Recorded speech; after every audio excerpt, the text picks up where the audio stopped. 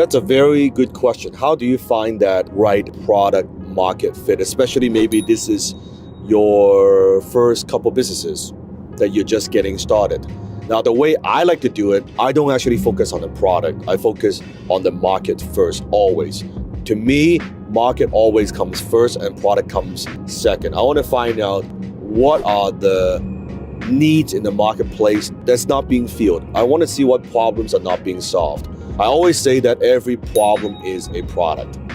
Now, of course, if you want to create a new category, you want to be a category king, you want to tap into a blue ocean, that's something that no one's ever done, that's perfectly fine if that's your goal. But from my perspective, most people simply don't have their abilities. But if this is the first couple of businesses, you are much safer and wiser just to see what's out there right now, what's already selling, what are people already searching for, what are people buying in terms of keyword research, what keywords are they typing into Google, and you can easily go to Google and the keyword tool that you can find out how much search volume are there.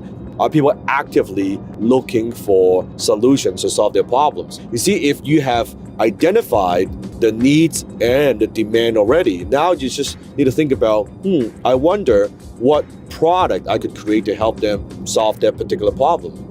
Now you have minimized your risk.